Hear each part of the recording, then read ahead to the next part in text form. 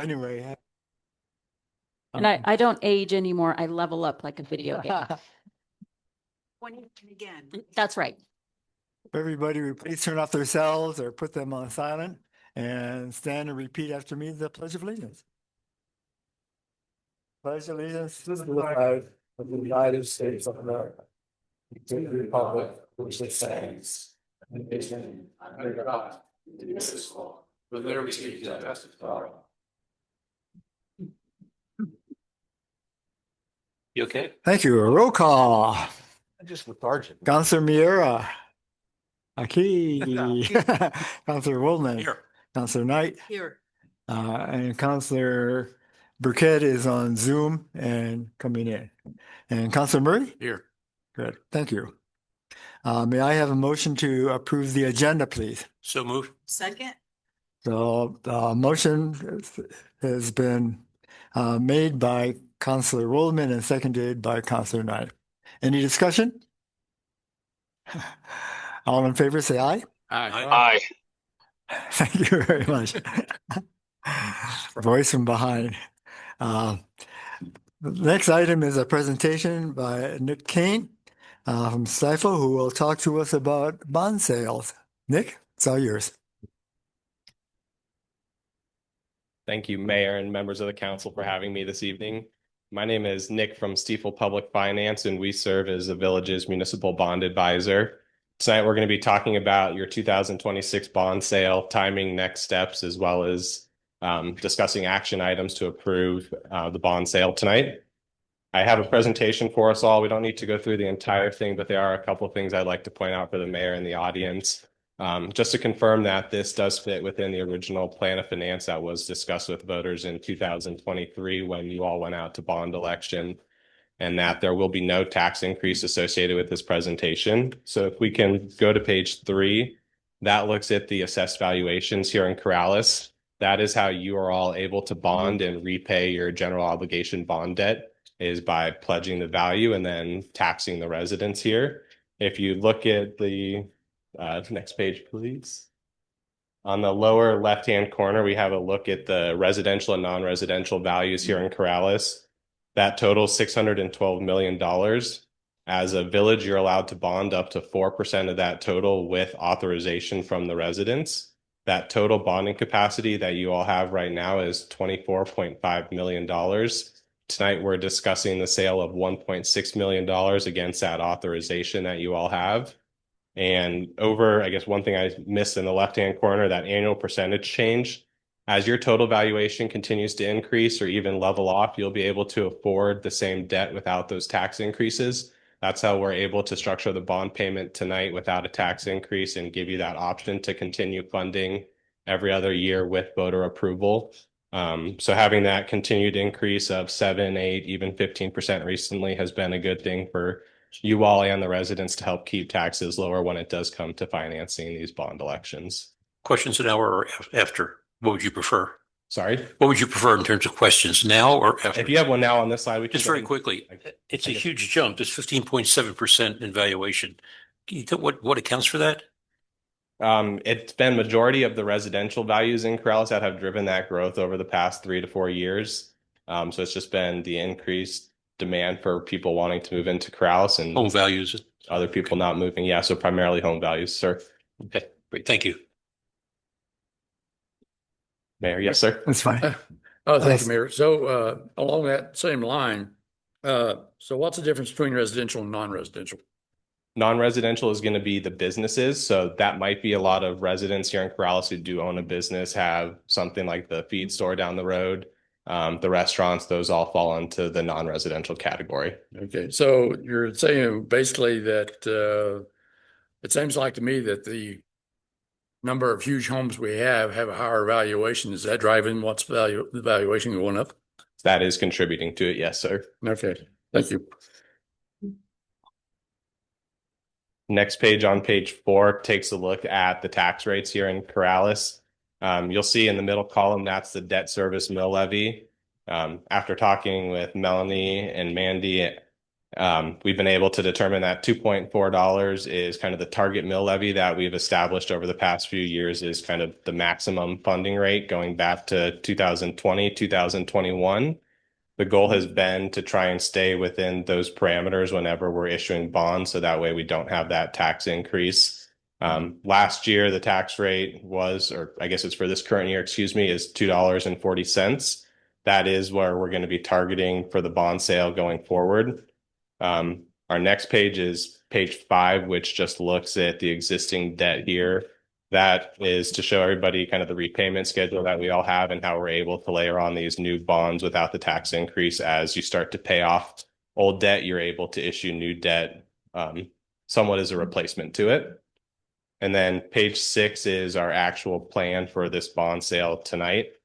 So after talking with Melanie and staff, we've determined that a plan to sell the bonds through the New Mexico Finance Authority is our recommended method for you all. There are a couple reasons we like the New Mexico Finance Authority. One has to do with the lower cost of issuance. The Finance Authority has historically offered very competitive interest rates to people across New Mexico. But there's also less cost of issuance associated with a New Mexico Finance Authority sale compared to the public bond sale that we did in 2024. We don't need to go out for a rating meeting and the rating presentation and some of those added costs that are associated with it. And then the Finance Authority also allows us to lock in an interest rate a little bit quicker potentially, which could be a good thing given some of the recent volatility we've seen from the geopolitical side. So we like that ability to move faster with a lower cost for you all. That does lead us to kind of the bottom half of that page where we have our proposed repayment schedule on that spring 2026 column. That shows what the debt service is. And then the right-hand side, the box in orange, that is our anticipated mill levy, which would be the tax rate that the residents would be paying to repay these bonds. It'll come in just under that $2.40 mark that you're at currently. And this plan is assuming no more growth in the assessed valuation here in Corrales. We always hope for some more growth and would expect there to be continued growth over the next few years. But to be on the safe side, we plan for no growth. And if it does come in higher than expected, that means taxes will be a little bit lower for the residents in future years. The next page on page 7 is just a graphic of that layering I had mentioned on how we're able to issue bonds this year. Your first payment ends up being in 2027, and we can stabilize that mill levy. One thing I guess we should have mentioned at the beginning, these projects have already been determined by voters during that election in 2023. There's $800,000 that's going to be left for fire-related projects, and then $800,000 that's related for road and flood management projects, I believe. I don't think anyone has determined the exact projects that are going to be used with those funds at this time, and that's not what the meeting tonight is about. It is just to approve the bond sale, and as part of the resolution, which Dan will go into, you are all going to be approving, Melanie and staff, the ability to move forward operating under normal business hours. That's when the Finance Authority and the markets are open to go ahead and sign documents. And so part of the resolution tonight is approving kind of max parameters or worst case scenarios. So as long as we stay within those, then you'd be giving Melanie the ability to sign those documents. I call them worst case parameters because I think it has a maximum interest rate of 6 or 6.5% in the documents. We expect it to be closer to 3.5 or 4%. And if it did come back at 6%, we'd probably pause and come to you all to see if these projects needed to be financed this summer, if it was worth waiting for. With that, I'll pause and see if you all have any other questions. Yeah, I have a question, Nick. 2003, we had a bond issue for basically $4 million.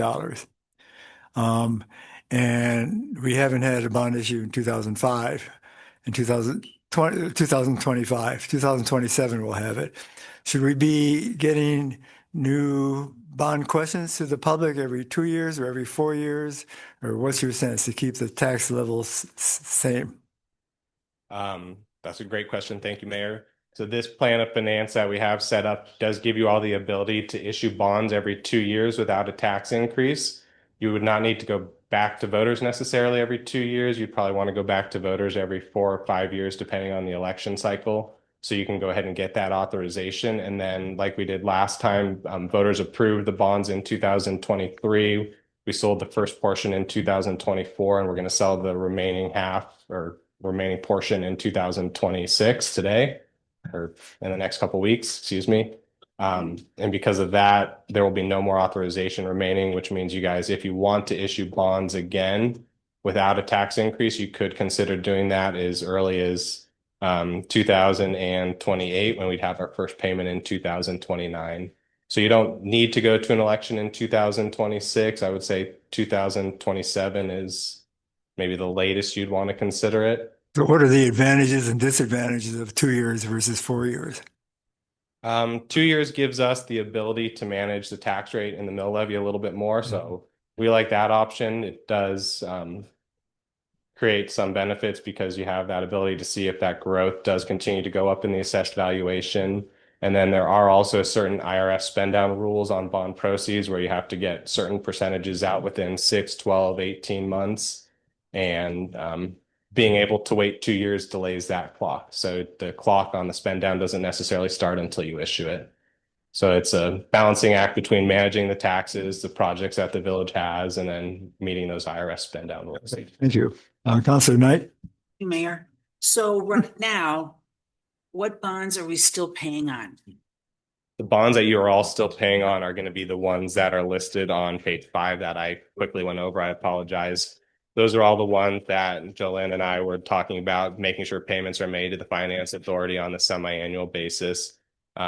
Melanie is aware of all those ones as well, and we have a good kind of grasp on those ones. So those are all the ones that are outstanding. There are 6 general obligation bonds. This does not include the gross receipts tax bonds that the village has outstanding. Those are considered a different pledge and repayment structure and don't impact property taxes.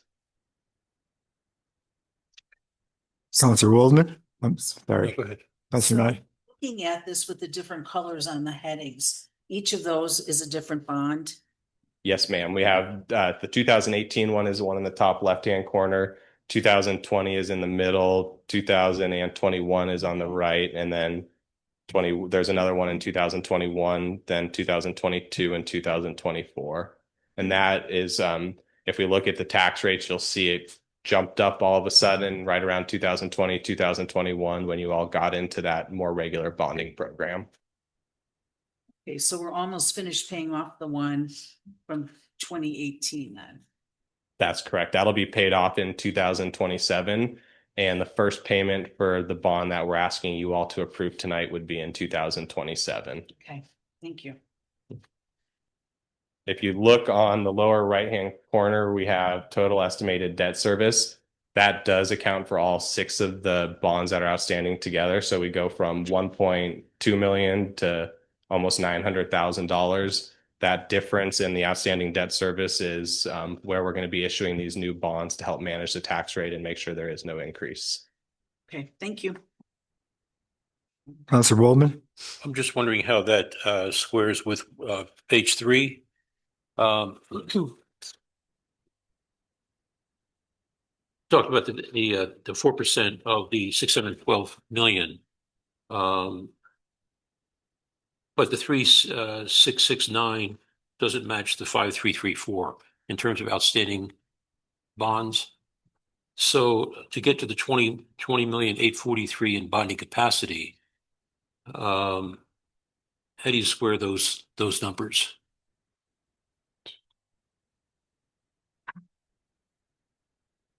You're saying our total outstanding of 3.6 is shy of what the actual is showing on page 5. Yeah. Which I'm wondering does look correct if we add it up at the top of our head. I think we're $1 million off maybe. So that additional bonding capacity of 20.8 million is maybe 18 or 19 million dollars. Again, we're only going to be approving or asking you guys to approve $1.6 million tonight. I'll send Melanie a revised presentation in the morning so she can share that with the group for the records. So that's not included here at all as yet. No, the new bond is not included in here at all. Okay. So that'll reduce it to about 19 million. Okay. Thank you.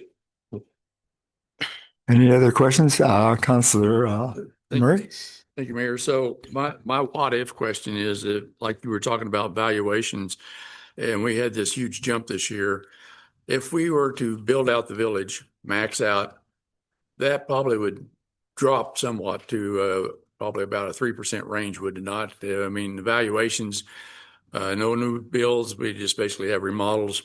But what I'm looking for is if we get maxed out, I mean, if we build out and the valuations now drop down to say 3%, is that going to happen? I mean, if we have a total build out? What valuation for 3%? You're saying you're bonding? Well, I mean, right now you're saying we jumped this year to 15.6%. All right, so say in 2050, the village is maxed out, built out. We've got no more new homes. The valuations are probably going to just be the tax rate of what the assessor says they will be, unless they're selling the house, I guess. But what's the impact on, the bonding capacity for us? The bonding capacity at some point, if the valuations don't go up and building stops, would remain flat as where you are right now. So that'd be, $24-25 million if it went up a little bit from where it is today. But you'd still be able to issue debt. Over on page 6 of the presentation, where we estimate the repayment, that does assume zero growth. So kind of like your scenario you're saying now, where maybe potentially growth stops. We know there's still a lot of development happening. We talked to Melanie and staff before we get to the bond sale point. At some point, if she says, hey, construction and development is slowing down, we notice a trend in the GRT collections, we would probably stress test that to include a negative 5 or 10% in future years in the valuation as well. That way, if there does start to become a decline at all, that we're not overcommitting current dollars. So what does that do the mill rate then if we wanted to keep, with the $4 million every 4 years or whatever? Ideally, the mill rate will stay stable. If the valuations aren't going up and you guys are issuing the same amount, then we should be able to manage the tax rate with that layering process I had mentioned. As old bonds are paid off, you'll be able to issue new bonds. This current one that we're approving tonight is set up to drop off on a 2-year cycle. So it front loads the debt, which also cuts your interest costs from a repayment standpoint because you're paying more principal in those earlier years. So not only does it cut your overall financing costs, but it gives you that ability to continue funding projects in future years. Okay, thank you. Thank you, Mayor. Councilor Knight? Thank you. So what would be the interest that we would be paying for the bonds for the 26 year? I believe the average interest rate was 2.9 or 3%. I don't have the numbers in front of me right now. But that's because we're going through the state, correct? Going through the New Mexico Finance Authority, that's correct. And because it is a relatively short repayment structure of 10 years, interest rates are a little bit lower on the front end, but the New Mexico Finance Authority right now is somewhere between 2.7 and 3.5 on the interest rate, and then we'll blend it because of that repayment structure. So we'll call it 3.25 to be conservative right now. And then the documents do have that kind of maximum interest rate that I had mentioned. We don't expect to be in there, but that's just so we have some room to operate if there is change. Thank you. Any other questions for Nick? No? Lacking none. Thank you very much. Appreciate it. Next item is questions regarding the administrator's report. Councilors, do you have any questions? I do have a couple of updates that have come in since Friday when the administrator's report came out. So we have gotten a lot of concerns from residents about the Reclining Acres paving project. So what we are going to do is we're going to do like we did with the Meadowlark project, and we're going to hold a public meeting a little bit closer to the actual construction time. So we'll probably hold it sometime this summer. Excuse Yes, me. ma'am. Instead of just calling it repaving, can we call it re-engineering? Because that's what's going to happen to it. Yeah, I mean, It's going to be re-engineering. yeah, you're right. We are reconstructing the road to guide. But can we say waters. just repavement? Can we say what it's really going to be? Re-engineering. I will make myself a note. Thank you. Yes. So we will have a public meeting on that so that the public can come and voice their concerns. They will be able to see the drawings. We will have the village engineer present to answer any questions. So keep an eye out for that. Yes, ma'am. I have a question. So is it just going to be the people on Reclining Acres, or can anybody just? Anybody's welcome, but we will send out notices to all of those residents that will be in the construction zone. So they'll get a letter in the mail saying this is when the meeting in, but it'll be posted on our website just like any other meeting. Don't live on that road can determine by their questions what's going to happen in that road? Well, we have the funding, so the project will move forward because we don't want to send that money back to the state. So since we have the capital outlay funding, we do need to move forward on the project. Okay, well, I'm glad there's going to be, obviously, there's a lot of concerns, but my concern is that, you know, people on the road are the ones that are going to be affected, not somebody on the road next door or 3 roads over. So, you know, that's my concern, Yeah. that the people on Reclining Acres and the re-engineering should be geared towards their concerns. And so far, the questions that Steve Lescu has fielded have been from residents. They just want to make sure that their properties aren't going to be, you know, damaged in any way, and they want to know what's going to happen. So, and this project will not move forward until at least the fall because we still have to get the grant agreements for the capital outlay money, and that usually doesn't happen until September or October. So once those grant agreements are signed, then we can move forward with getting a contractor and all of that in place. But we will hold the public meeting before that so that the residents can ask their questions. Yes, Councilor. Councilor, well, thank you, Mayor. So same question, is they're going to do the same thing for Coronado? We can. I Yeah. think you probably should because I asked the SCAFCA engineers about the ponding above Corrales and the pond down on Loma Larga. I don't even know. Have we done an engineering report on Coronado to know what the flows are going to be coming off that road? I would imagine that is part of our village engineers design process to do those types of. Yeah, because I designs. don't know if they were aware of it or not.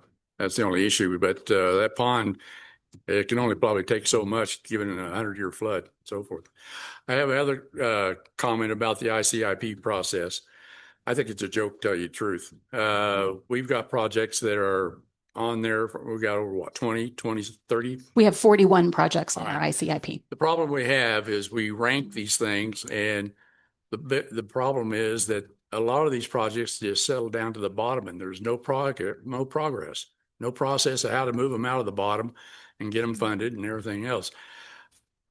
I don't know. I don't know what we do with the ICIP, but something needs to be done because those projects have been sitting there for probably 15, 20 years, and they'll probably sit there for 15 or 20 years more. And we need something better than, I'm not going to argue that the police and fire departments need their stuff. I agree with it, but some of these other projects need to bubble up to the top as well. And I don't know how we do that. That's why I would like to propose in our budget meetings that we take some of our monies that we're getting from the Stagecoach sweep and create a fund for design of capital projects. So that, because that's what's keeping a lot of these projects from moving forward. It's not the ideas, it's the how do we get the money to do the designs. But at the same time, we send these lists up to the state and our legislators, bless them. And they pick stuff that's, we may not even be in the top 5. If they have money coming out of capital outlay, they probably may pick something that's out of the middle or something. Well, so they do have a process now. They can only approve projects that we submit for capital outlay. So the last couple of years, that decision has been made by our mayor and our administrator. And then they directed me as the clerk to input those items. So that's how we got the capital outlay projects that we did the last couple of years. And actually, Stu, I think we're looking at the ICIP listing and perhaps making them only shovel-ready type of projects. So the legislators will know these projects are really shovel-ready, and making other lists that aren't shovel-ready but are wish lists for the village, whatever the project might be. And so we're starting to massage that and look at what's on an ICIP list and what's on a wish list that's not an official ICIP list, and just looking at the prioritization of projects. Okay, but yeah, I agree. I mean, I've been advocating that we need to make more projects shovel ready and we need to have more skin in the game. So I totally agree. Yeah, and when you add those projects to the ICIP list, it's a multi-step process. It's not just putting it on the list like the spreadsheet that you see. There's actually 9 different pages of information you have to fill in. And one of those pages is asking you what money has the municipality contributed towards this project. And if you can show that you've already put some local money into the project, we're more likely to get that capital outlay funding than if we just say, we haven't spent a penny on this, we want you to fund all of it. So that is something we need to start looking at, a way that we can fund that and start funneling that money towards design of our projects. Let me ask you this then. The LGIP is only for capital outlay? It's only for capital projects, one-time expenditures for a capital project. So purchasing a piece of land, building a building, those possibly a You can't road. use it for engineering? I don't know. I'd have to go and look and see if that's considered a capital That's a expenditure. possibility.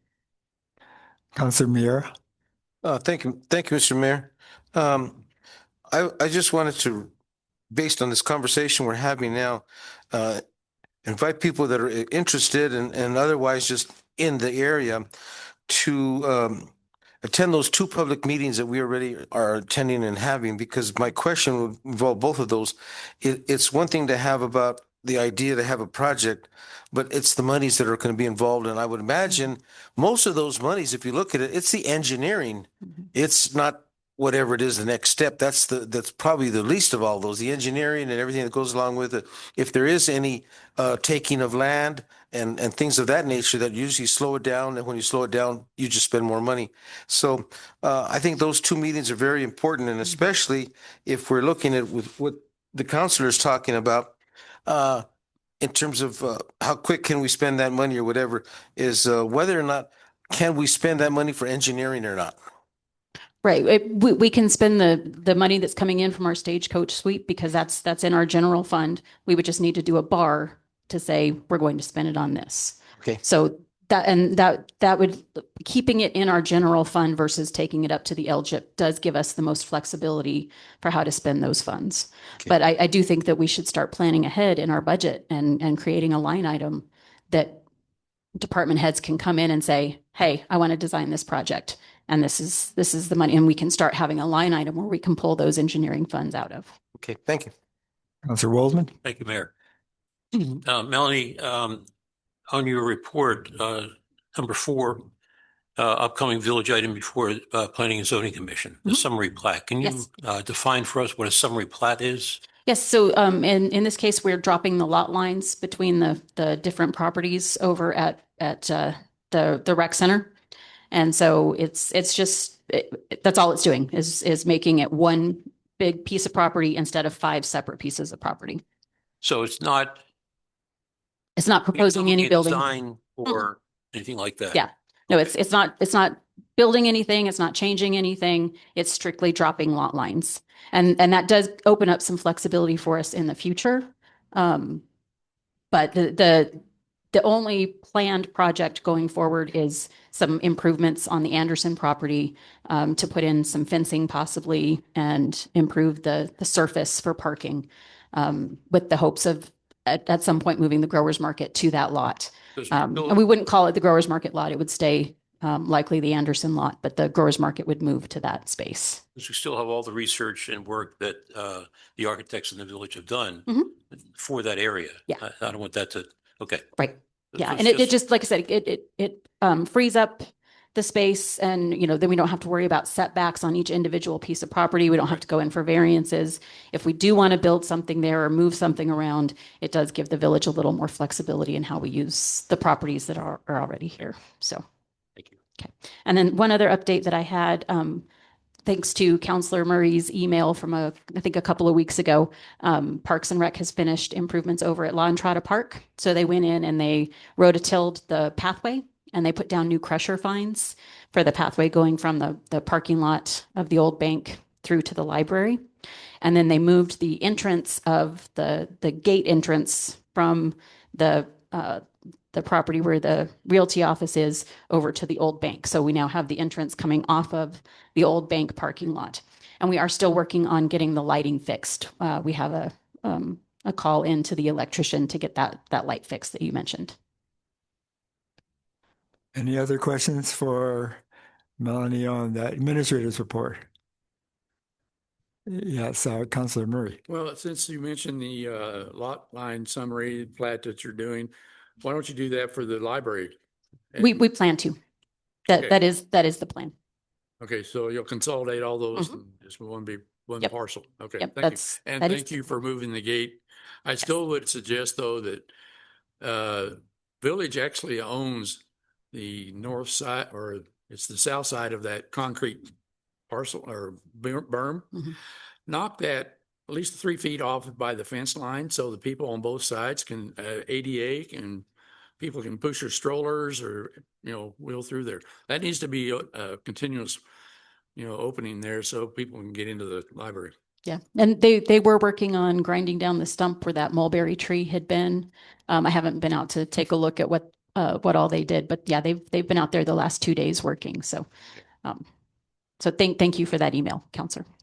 Councilor Waldman, then Councilor Knight. Before we get to future items, just want to make note that 3 weeks from today is the final date for the clean and lean case. Is there continuing progress being made? I don't know. I will check in with Dennis and have an update for Doesn't you look at the like next there's meeting. been a lot done. Yeah, I will find out. Concerned that that date's going to come. So, okay. I will find out and get that for you. Actually, we have another meeting prior to We do. 31st. Yeah, I'll have an update at the next meeting. Councilor Knight. Thank you, Mayor. Lynn sent me kind of just a sketch of what they were maybe thinking of on that tree that goes towards Liam's Pond. Mhm. That is pretty cool looking. Yeah, Are yeah. we thinking about funding that, or is there money in there to fund that? Yeah, we talked about that today at our staff meeting. So it looks like it'll be just under $3,000 to bring in the artist to do that. So for the public, we had a cherry tree over at the rec center that died, and so they had cut down the limbs on the tree, and now there's a stump with some, weird branches coming off of it. And so Lynn Sieverts, our Parks and Rec director, contacted a chainsaw artist. And he designed a really cool sculpture of it'll be fish jumping out of the tree, going back to the pond. And I think there's a little turtle down at the bottom. We were joking today that we need to put Lynn's face in there somewhere. It'll be like, where's Waldo? So, you get a prize if you can find Lynn's face in the tree. But no, it is a really cool design, and we would like to move forward with it. Right. Any other questions? Any future items for our administrator, Councilor Waldman? Yes, I'd like to get details and specifics on where we stand on Saucy Park, as well as the rehab of the cat area for animal services. So I can tell you on Salsa Park, we are still in the discussion process with IMNRD, and they have asked us to submit a formal design. And so Tanya is working on getting some estimates on what that will cost for us to do a more formal design document for that. But this would not be at this point hiring a landscape architect to do that. Not yet. No, they need a more formal design than what we have previously submitted. And we saw some examples of what they're asking for. So we're moving forward on that, and Tanya's hard at work making sure that stays on task. Is there a deadline on that we have to meet? There is, I don't remember off the top of my head what that is, but I'll get that for the next administrator's report too. Thank you. Any other future items, suggestions? Okay. The next agenda item is the Carlinos Forum. This section is for informational purposes only and not for discussion and debate to inform the governing body of an issue or concern that would not be addressed on the agenda during the business session. There will be a 3-minute time limit for each speaker. Mandy, how many speakers do we have? 8. 8. Okay. First one. Cliff Gibbons.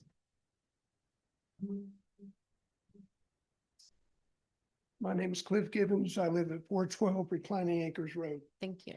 Mayor Hashimoto, village councilors. I'm glad to hear what you said earlier. That's great.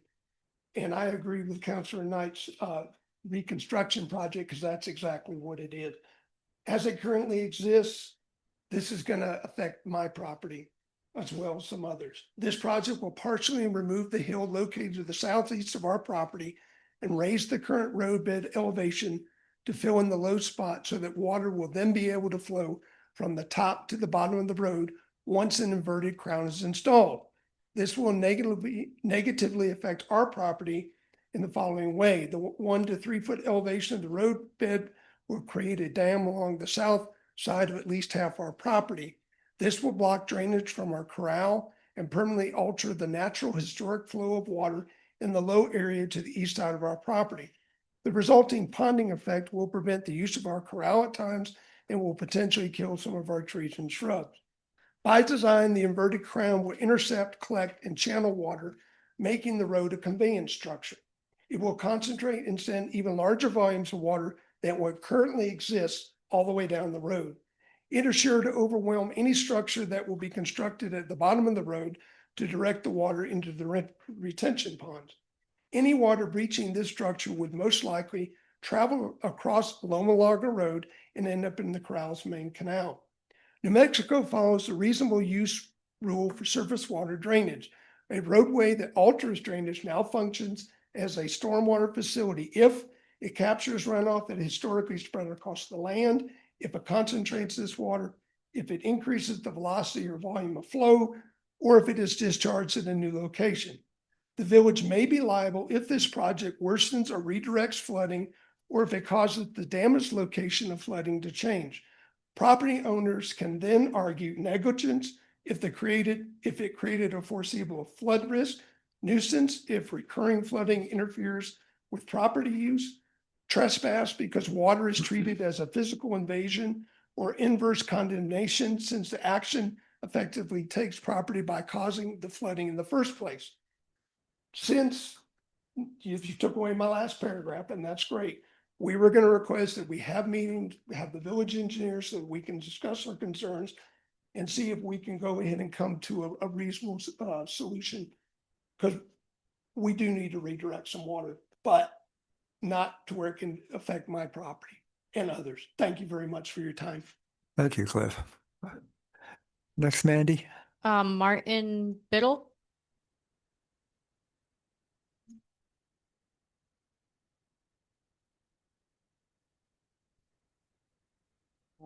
Good evening, council members, Mayor Hashimoto, and fellow residents. My name is Martin Biddle. I live at 717 Sierra Vista Road here in Corrales. My wife and I own and operate Tasuke Stucco Company. We've owned and operated our business here in Corrales since 2002, and we've been in our current facility since 2014. I'm here this evening really to advocate for local businesses that operate within the Corrales Business District. There's a proposed parking ordinance that would impact our business.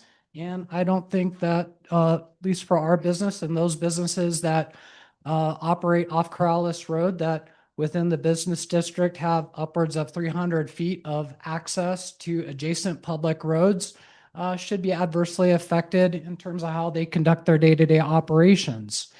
There have been many who have voiced their concerns about how we operate our business, but I would say in all fairness, our business doesn't promote any more or less obstruction or distraction to anybody driving down Corrales Road southbound that has to wait for traffic trying to ingress into Hannah and Nate's or the Village Pizza. You know, our business generates tens of thousands of dollars in gross receipts revenue annually.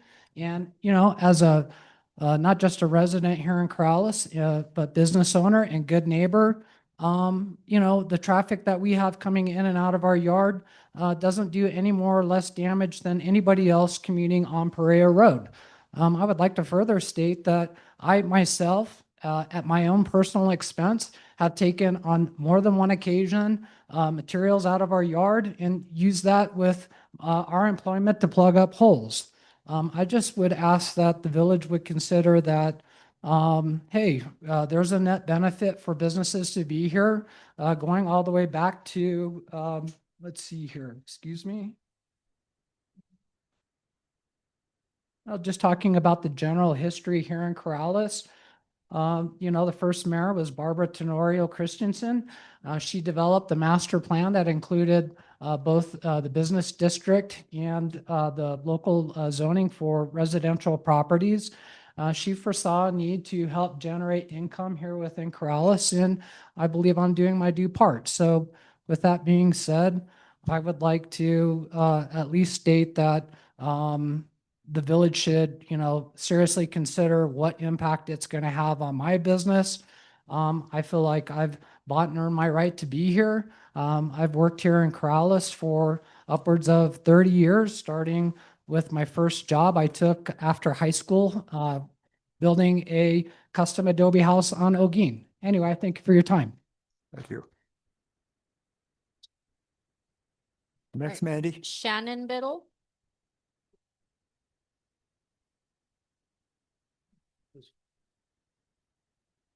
Hello. Can you please state your name and address for the record, please? Sure. My name is Shannon Biddle for 4735 Corrales Road. Good evening, Mayor, Administrator, and members of council. I'd like to take this opportunity to introduce myself and respond to some previous conversations that have been held here. I'm a co-owner of Tasuki Stucco Company. My husband and I started our business in 2000, and we just celebrated our 25 years of playing with mud this last March. We've lived in Corrales for 24 years and have raised our 4 children here. I volunteered for 15 years coaching soccer teams for the Corrales Soccer Club. I've spent 2.5 decades driving from the north end of Corrales to the south end. I've been stuck behind tractors, bicyclists, and mail carriers. I've spent many hours behind school buses. I've had to go around trash collectors, landscape trucks, and large semis making their way around sharp corners to deliver hay. Have I ever complained? No, because I chose to live at the north end of Corrales, and this is Corrales. Do I complain when parents park alongside Perea Road to pick up their school children or the children walk across our front yard? No, because it's the village and I realize that space is limited as in our village. The V-Hills on Feliz Perea Road overlook what I consider important points about businesses that operate in the commercial district. For starters, the commercial district feeder roads extend 350 feet from Corrales Road before they turn into residential roads. So even if no parking signs were erected on residential roads, the signs would be at that point of which the commercial area ends, and not very rural looking either. It's important to keep in mind that businesses are the fabric of our economy. 61% of the revenue that comes into this village comes by way of gross receipts. Tasuki Stucco alone has generated and contributed hundreds of thousands of dollars for this village. Moreover, we give back to the community and pay it forward in many ways. For instance, the Corrales Pathway Project, Dave's Give Back, Corrales Schools. We support and feed 2 families each year through the Naka Indigenous Farm. I was told last summer by a member of Kiwanis that because of our significant donation last year, many of the children were able to enter their animals in the 4-H competitions for the first time. Additionally, we are lifelong members of Corrales Historical Society and significant sponsors of Corrales Main Street. My own view is that nearly all Corrales businesses require a place for curbside loading and unloading of passengers and freight. Having said that, I would like to point out that we do not park on Perea Road. Our trucks are only present temporarily, and we are courteous, considerate, and expeditious while loading and unloading. 3 things that are relevant here and important to note. After we moved into our location on Corrales Road in 2014, the DOT requested that we use Perea Road for ingress and egress to load and unload rather than Corrales Road. We agreed it was safer. The DOT put up no parking signs on Corrales Road, and we reduced our parking up front. We didn't complain. Secondly, Perea Road is riddled with potholes, traffic, and line of sight concerns. The V-Hills and Mr. Muxworthy can instead use Feliz Perea Road. Lastly, if Perea Road is causing dust a half mile down the road onto Feliz Perea Road, then why are these residents not asking to have their own road paved? Remember, they chose to live on the edge of the commercial district. Thank you. Next, Mandy. Jordan Walls.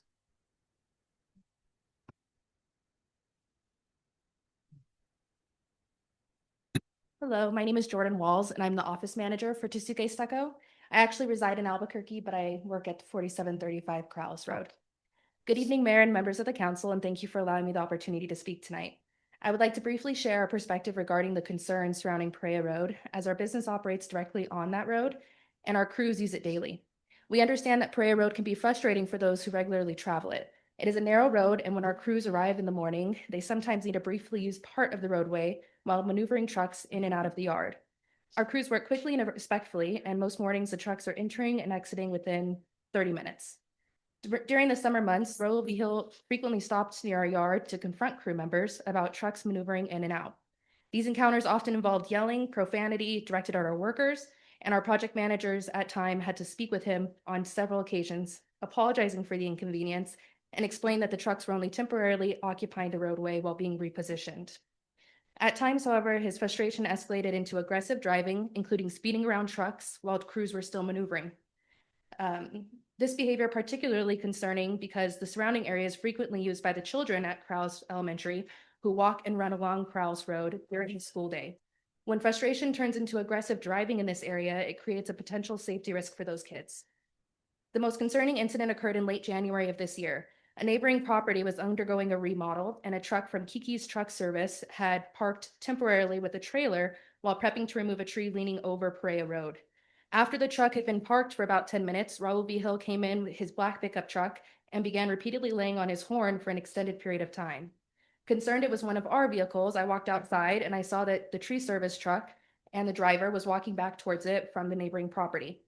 I introduced myself as an office manager for Tsuke Stucco and attempted to help de-escalate the situation by suggesting that the driver temporarily move his truck and trailer behind our building in one of our spaces.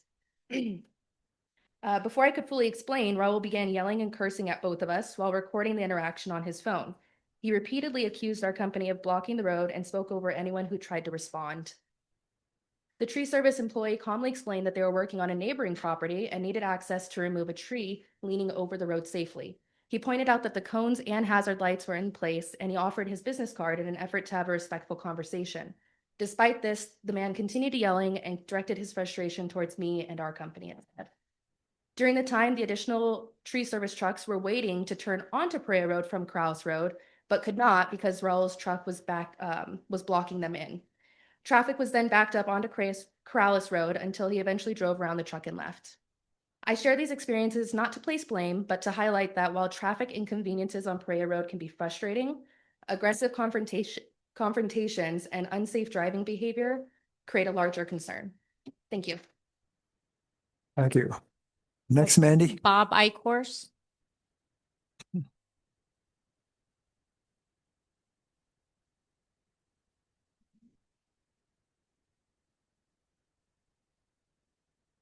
Bob Eichhorst, I live in Corrales. Okay, three things real quick. The wall up on Meadowlark, the retaining wall, I think it looks great. If we ever get any rain though, all three of the islands, the dirt is higher than the concrete berm around it. So if it ever does rain, no water's going to go into those islands. It's all going to go around them. The dirt has to be lowered down so it will access the water. The other one is going to tick off the cops. I don't like to tick off the cops. You're going to discuss the motor vehicle code.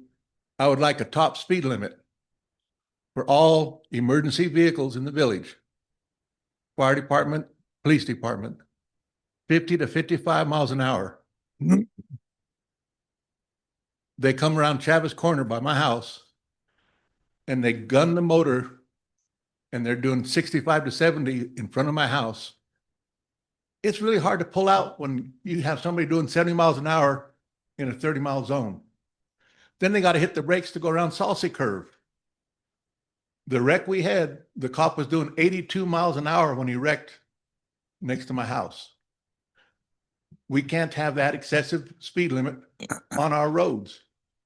If we can't tell the cops and the fire department, do you guys do 55 down the road?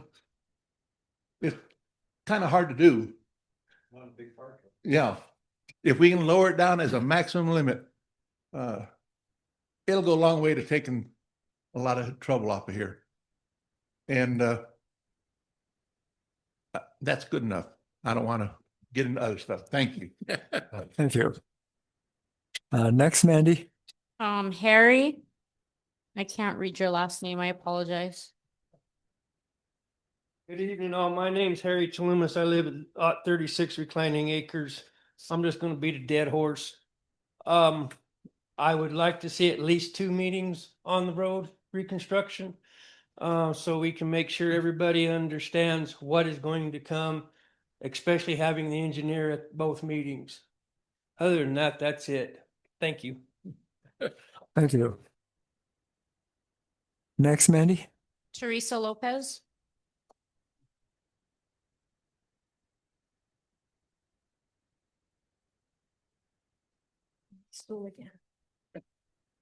Hi, thank you for having me. At the February 10th meeting, there was a very long discussion about parking. What is legal, what is not? Councilor Knight, you said something about Gonzalez Field having a mud pit in front, and then something else about there were parking signs there at one time, and then there weren't. I remember seeing valet parking only for the Sandia Bar. How can anyone park when it's not a legal parking area? The last administration and some departments seemed to allow a lot of things that weren't legal or transparent according to the village ordinances. I am hoping that the village officials in all the departments aren't going to keep doing some of the same things. Right now, there's 3 applications waiting for approval in the consent agenda. They've been okayed by all the departments except the village administration. The 3 big events at La Entrada Park are April 1st, 4th, the Egg Hunt from Kiwanis Club, 150 estimated people. May 30th, a concert sponsored by Main Street, the Village of Corrales, Music in Corrales, 400 people estimated. September 13th, concert sponsored by Corrales Cultural Council, Arts Council, 250 estimated. I think there's probably going to be more because it's a salsa band, Son Como Son. Please correct me if I'm wrong, but there still isn't a site plan for either the Gonzalez or the Anderson Fields. So Corraleños want to know, how can the big events of up to 400 people, tourists, be accepted? Because legally, there are no official parking places. There's no site plans. What about the liability for these huge events that keep happening? And Mayor Hashimoto a while back was mentioning something about the ditch run. What if? And along all this, what if something happens? Thank you. Thank you, Teresa. Next, Mandy. Salome Ward.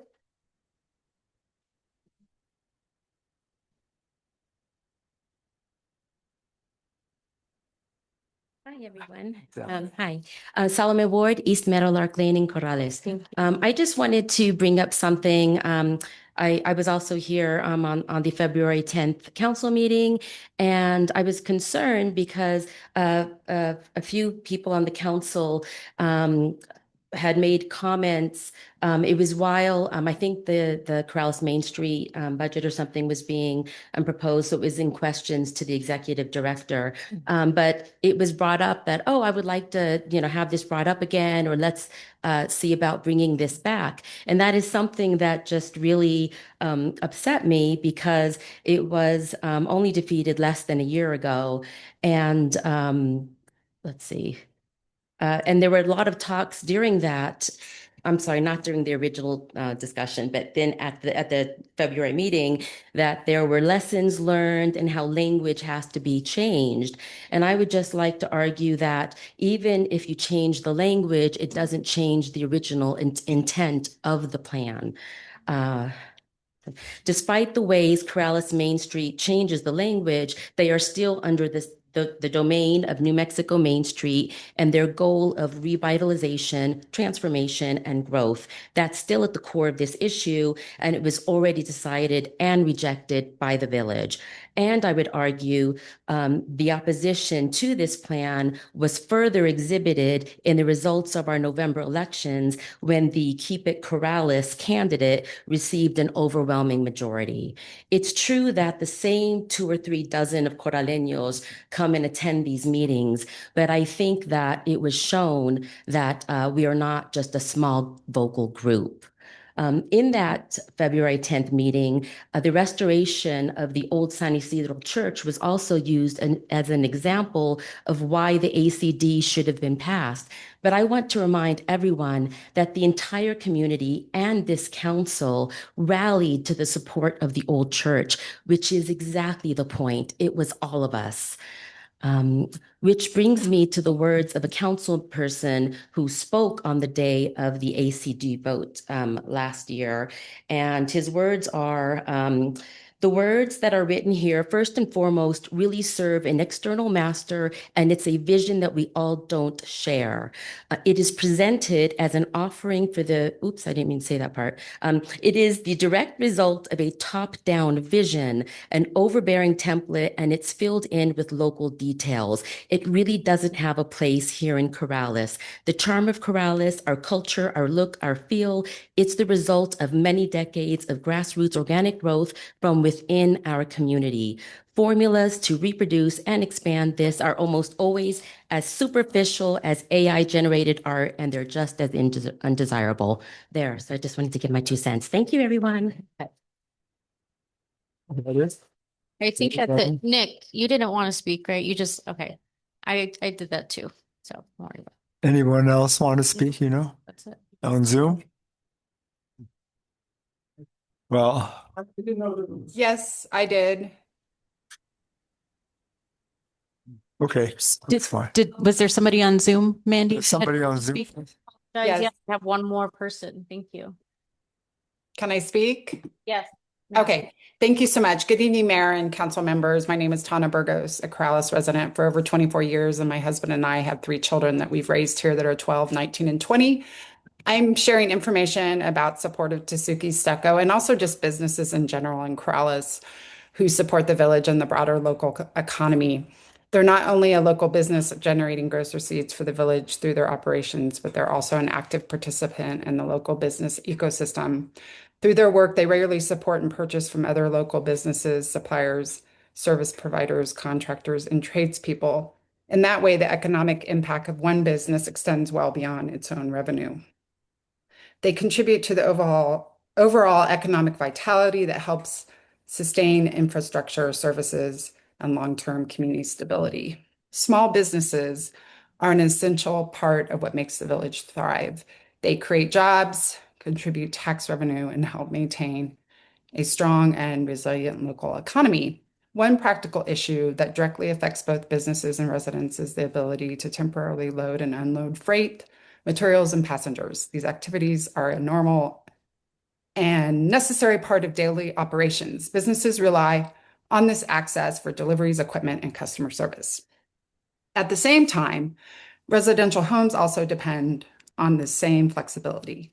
Homeowners regularly have large trucks or service vehicles around their properties for construction, landscaping, maintenance, or moving. Deliveries, building materials, and service providers all require the ability to safely stop and unload. Just as residents need reasonable access for these activities at their homes, local businesses require the same practical accommodation in order to function effectively.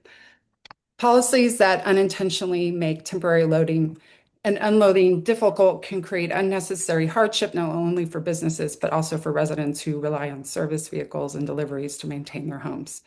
Additionally, placing numerous signs along residential roads risks diminishing the rural character that makes the village unique, especially if a large majority start requesting signs to be placed in all different types of areas around Corrales. It also creates unnecessary expense when simpler and more balanced solutions may be available. I respectfully ask the council consider the importance of maintaining practical access for temporary loading and unloading for both businesses and residents while also preserving the rural feel of the village and supporting the businesses that contribute to its economic growth. Thank you for your time and for the work you do for our community. Thank you, Tanya. We're done. Is there any more, Mandy? No. Did you want to speak in the back? Okay, we'll do it this time, but okay, cool, go. Thank you for this opportunity. It's my first time here. My name is Mark Davis. I live at 74 Paseo de Corrales. And at the bottom of our road are these white angle iron posts. on both sides. And I understand the functionality because, you know, we don't want people driving in ditches. But they're hideous and they're crooked. Nobody used like a level, but it's on a variety of streets. And if it was maybe a lighter color and the functionality of the reflectors work, they're too high. Thank you. You have another minute. I think the timer was off. If you'd like to speak some more. Ever since they put them up, at nighttime, I'm looking to see if the reflectors are working, and they don't. They're too high. They're at the very top of the thing. I think the posts are about this high. And the reflector's right there. If I had a big monster truck, maybe it would reflect, but it doesn't. But I hear all this beauty, you know, beauty of Corrales, and I agree with that. These things are hideous. Go on Loma Larga, over by Meadowlark and Paseo de Corrales. So anyway, thank you very much. Thank you. I apologize again, everyone. Okay.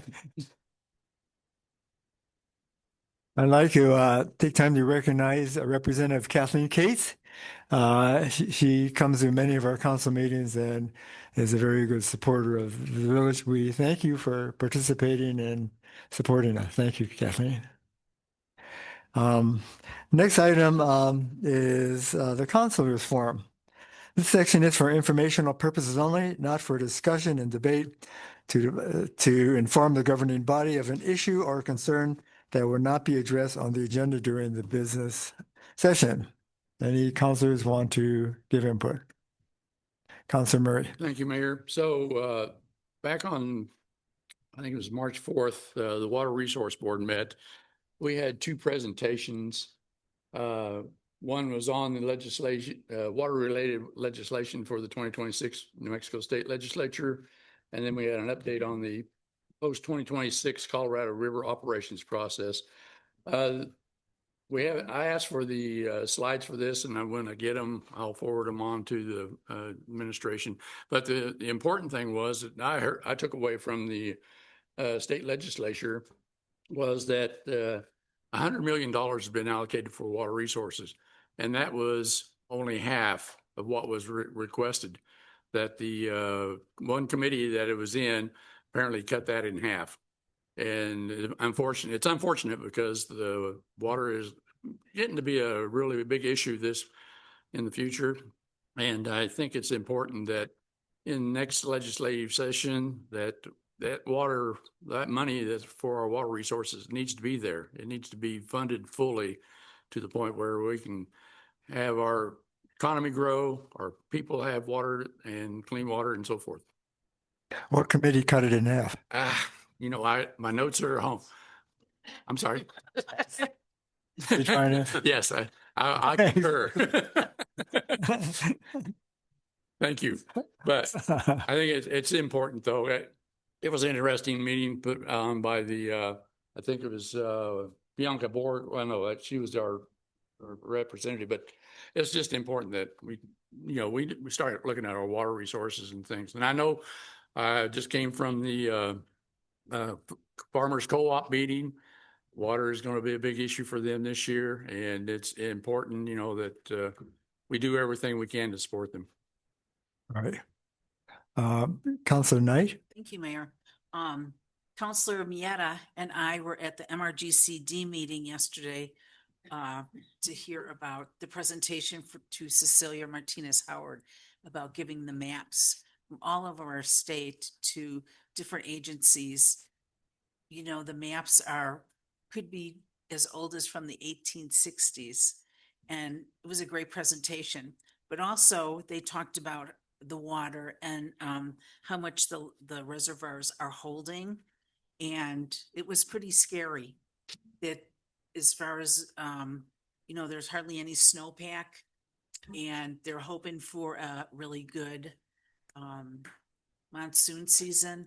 But as Stuart said, water in this state is better than gold, and our farmers are really going to be hurting. And they said that if they contact the farmers and kind of help them to decide, you know, if you're going to have water at the beginning, maybe these are the crops you can put in. And if you're not going to get water again until, you know, like July or whatever, you might want to wait and then put in these crops. So it was nice to hear that MRGCD, you know, is trying to work hand in hand with the farmers, and, you know, the farmers as well as MRGCD know that, you know, the water situation is not good.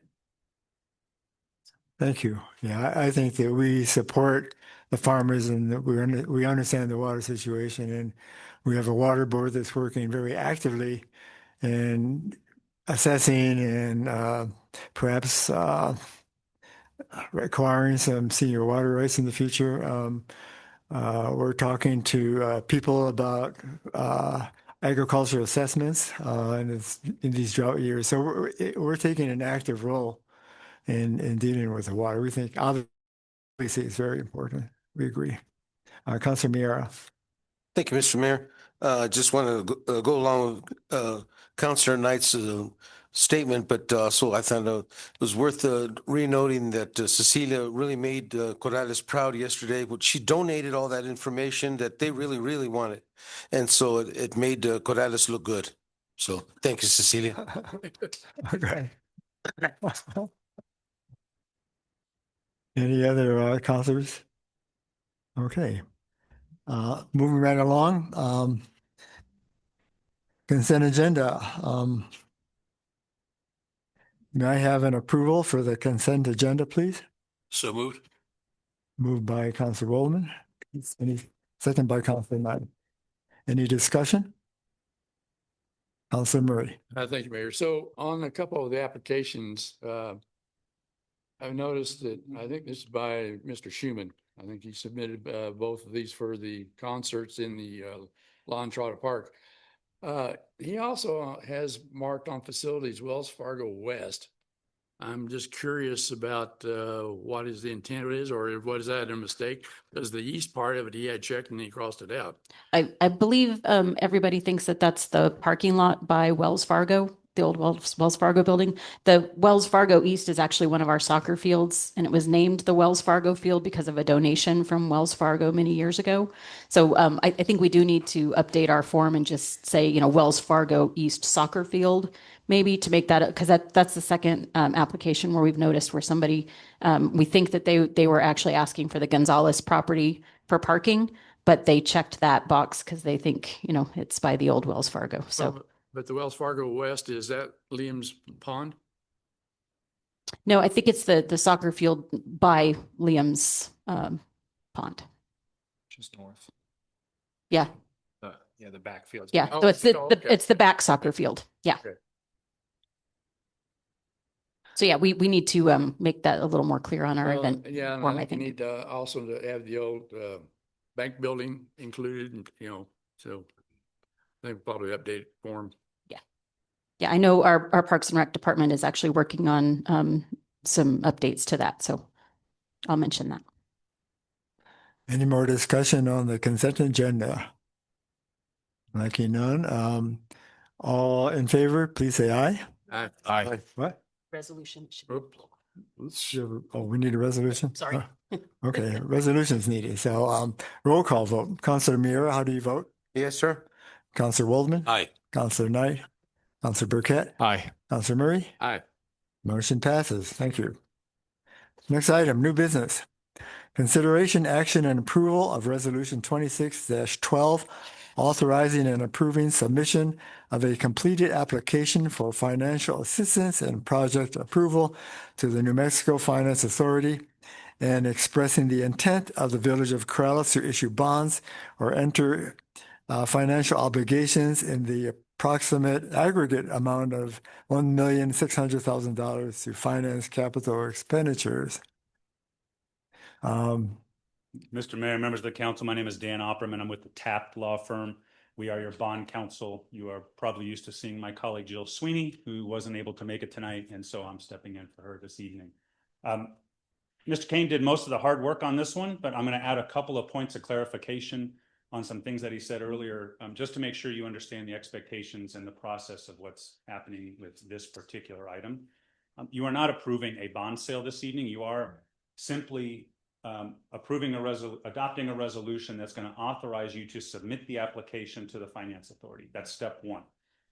The Finance Authority will run through their process. It'll go through their committees. I think the first that this can get to their board would be at their April meeting. At that point, we would come back to you with an ordinance for you to adopt. That will contain the various parameters of the bond sale, the not to exceed interest rates, the amounts that Mr. Kane laid out earlier. And that's for 1.6 million. It's broken up into the two projects between the road and the road and flood and the fire for $800,000 each, which exhausts the 2023 bonding. Losing my train of thought. The authorization from the voters. That was $1 million each. You've already issued $200,000 on each of those already. This would be the remaining $800,000. So tonight's resolution is rather straightforward. It authorizes the staff to and the mayor to sign the application, submit that to the Finance Authority, and start the process. If that all goes as planned, we will be back in front of you in a couple of months. And happy to answer any questions. Any questions for the bond attorney? Councilor Murray. Well, I'm going to defer to Councilor Burkett. Okay. Councilor Burkett. Thank you, Mayor. So just a quick question from the presentation earlier, and I'm looking through this document and I don't see it. It said that there was an upper limit on the interest we would authorize to be signed for, but I don't see where or what that is, if that does exist in this document. Mr. Mayor and Member Burkett, it does not exist in this document because we're not at that step yet. Okay. That will come back. That information will be contained in the ordinance with the various limits of your not to exceed interest limits. We'll have an idea of the interest rate. Once the board at the Finance Authority approves this, that rate will be locked, I believe, for 90 days. So you'll have 90 days to issue the bonds, adopt the ordinance, and run the process. But all that information will be available when we come back. We'll have much more information in another month and a half at the rate. So we're just authorizing administrative steps at this point. That is correct. The step one is to start the process and then come back for the important business a little bit later on. Thanks. Yep. Councilor Murray. Okay, I think this is more for Melanie and you, Mayor. On the there's a total project cost and sources of funds detail. You have $20,000 allocated to planning and design. I don't even think that's realistic. Why is it so low? I mean, that's most projects that we've seen there. You see engineering anywhere from $50,000 to $80,000 for especially a road project. I'm just curious, if this is going up to the NFAA or the Finance Authority, are they going to see this as being too low? I mean, a value in this submission?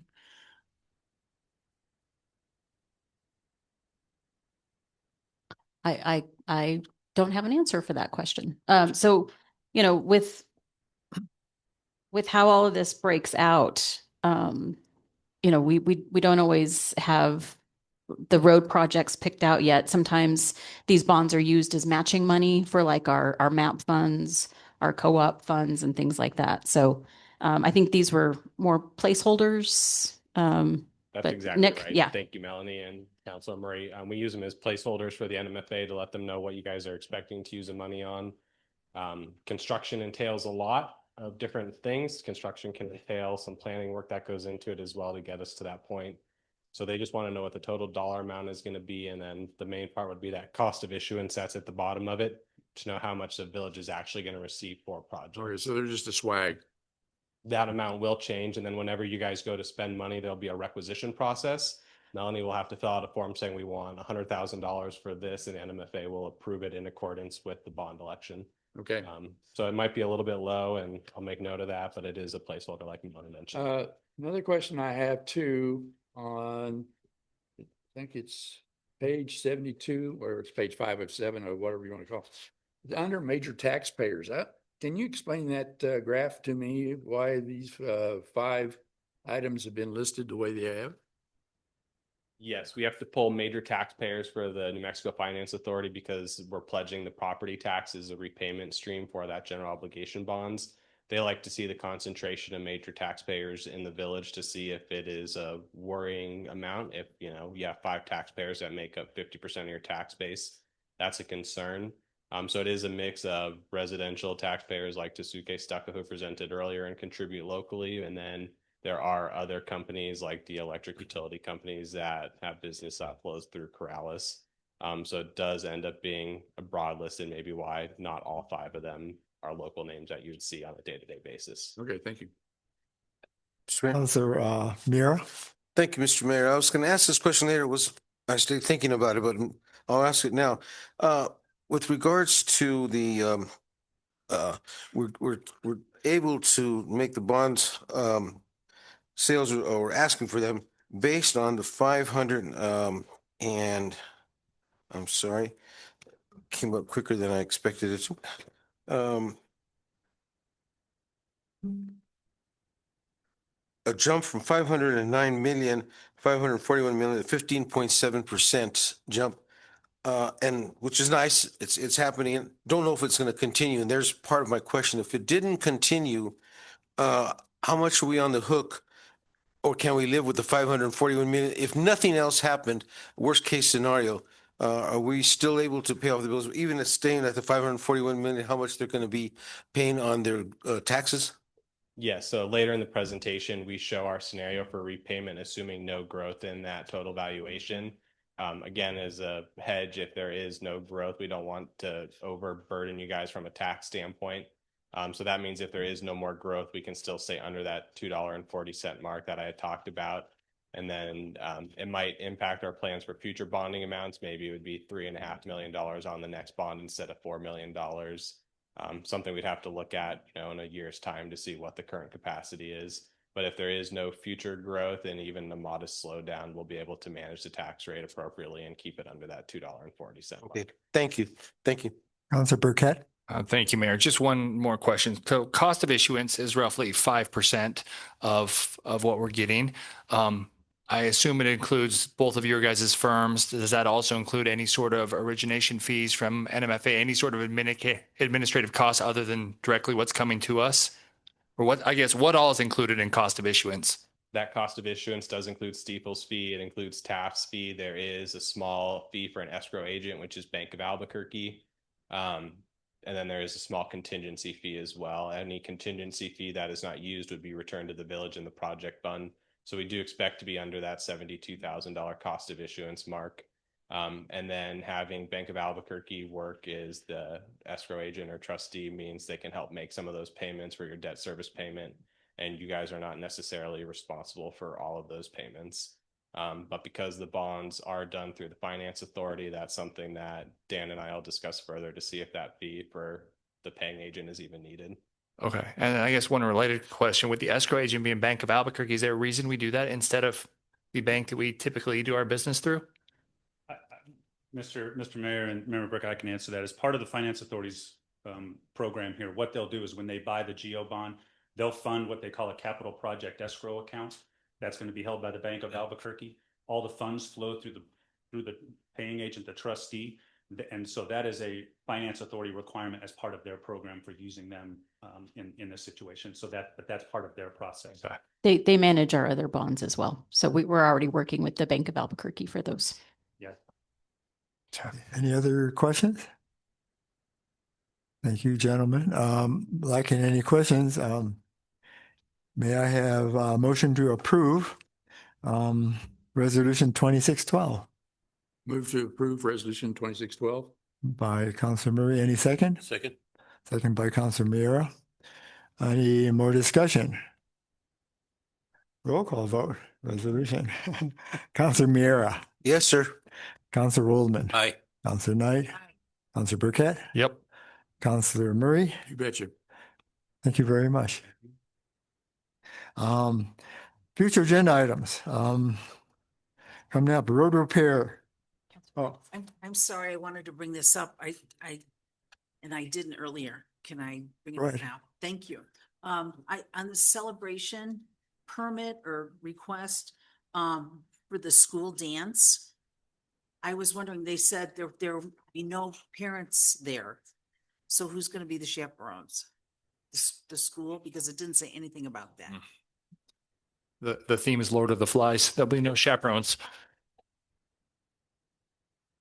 Do you know? I I know that they You drop the kids off. Yeah, I'm sure it'll Yeah. be staff. Last year. It was Yeah, staff. I think it was staff. They had this last year, Yeah, the same this is event the last second year. And Yeah. it was staff. Yeah, last the only complaint was glitter. They left a lot of glitter behind. So I mean, I can answer Parks and this Rec has question. banned the glitter this year. That's funny. And it is a good idea that anybody who Oh. has a consent agenda item, be here to answer questions. I think Lynn is online. Lynn, do you know who the chaperones are going to be? Yeah, it's all school staff. Okay. Okay. Thank you. Cool. Okay. Okay. 5 items are on the list. Number 1, road repair / maintenance procedures. This involves, also includes paving and repaving. And so that's, tentative date is the next meeting, 3/24. Number 2 is approval of resolutions for changes in PERA plans for police and fire employees. It's a retirement issue. It's a good idea. Number 3, uniform traffic ordinance changes, first reading. Number 4, draft no parking ordinance discussion. This will come up for probably a publishing and presentation published. It's not a final vote. And then after that, there'll be a discussion meeting, and then the third meeting will be a vote. So people who are concerned about parking, no parking, have several sessions to give input. The next item, number 5, is draft noise ordinance discussion. Pending, we have a sound engineer working on a draft. Staff has interfaced with him. He hasn't given us a definite date when it's going to be ready, but it's in the process. Any other suggestions for agenda items in the future? If I may, Mayor? Yes. I just want to remind the public that Representative Kathleen Cates and Senator Cindy Nava will be having a post-legislative update this Saturday, right here in our council chambers. It'll take place from 2 to 4 p.m. and it will also be on Zoom. So please join the representative and the senator, and you can ask any questions about our most recent legislative session. Okay, Councilor Murray. Well, getting back to the uniform traffic ordinance, it's been a while since we've been thinking about this. Are we any closer to having something? Is there a date certain that we could? We don't have a date certain yet. We're working on updating the fines list, and then we had a draft, and then some changes came through from the municipal league and changes to state law that we had to make sure are reflected in our ordinance. So it's a pretty hefty ordinance. So it is taking some time to go through it and make sure that everything is right where it should be. Councilor Burkett. Just a further question about that. I thought we had state mandated limits on all these fines we could do as of a year or two ago. And it seems to me that in the name of the ordinance, the uniform traffic ordinance, it should be relatively uniform amongst every municipality. So it should be actually a really light lift. We just hit Command C and then Command P in ours and put the word Corrales whatever other municipality's name exists, if it's truly uniform. But I'm confused why something uniform is such a tedious task. There are some things in the uniform traffic code that don't apply to Corrales that we do have to take out. And there's things in there that apply to only counties. So we don't want to have information applicable to counties confusing residents, because they'll read it and go, wait, is that us? Is that them? Is it? Right. So there, yes, it's a uniform ordinance, but it does include everybody. So we have to kind of pick out the things that do. This seems like apply a to New the Mexico Municipal League project where they just say, this is a small municipality version, this is a county version. They this is a used big to do it. version. Yeah. So they used to do it. And actually Randy Van Vleck, who now works for Randy Audio's office, used to be the person that would update that every year. And then when the Municipal League had their reorganization, he moved to Randy Audio's office. And then the Municipal League told us they weren't going to do it anymore.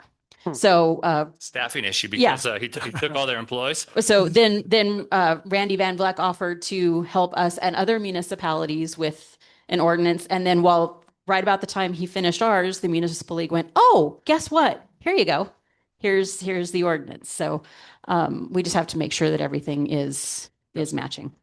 But yeah, it's pages and pages. It's not just a simple 4 or 5 page ordinance. It's actually a pretty hefty document, so. Any other questions, comments? Councilor Amira.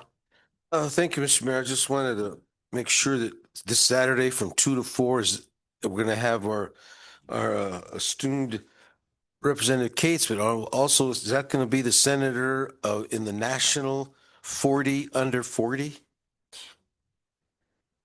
I guess you'll explain it more if they show up, people show up. Or you could tell us now. I think that's quite a statement. On several national level, under 40, but also is one of the top women leaders in our country, and she is the center here at the village. We're lucky to have a good senator and a good representative. We're very fortunate. Billy's going to post that Zoom link. It does have a Zoom. It should have a Zoom link. I don't know what it is. Councilor Waldman? Mr. Mayor, I talked to the staff of Congresswoman Stansberry, and if the mayor and council is interested, she'd be willing to come and speak before the council sometime, perhaps in April. Yeah, that's fine. Sounds good. Thanks. Okay. We'll look into that. Try to arrange it. Any other comments? Lucky none. I think we finished the business portion of our meeting. Thank you very much. Meeting is adjourned. Don't you wait. Yeah, I'd like to point out that the clock. Who changes Yes, the the clock? clock down here is wrong too. Gosh. No, that's a record time. Half an hour. Hey, Mr. Mayor. uniform traffic code. Nonsense. On Arizona summertime. I'm thinking So I live using New Zealand. pave every road now. Probably still having somewhere on your queue that. I get to the hotel on Monday afternoon, turn on the TV, and I'm watching the Redskins game from Sunday, the day before. Live. Live. That was the other part, live. Yeah, I don't know if we got a definition of that either. Okay. Okay. Yeah, let me know. If I can make it, I will. How are you, sir? Okay. Yeah. Okay. Okay. Yeah, right. Well, I mean, that happens with all the stuff. It's like, yeah, really. How long you been sick? And they're begging for people to have. It drives me. Yeah.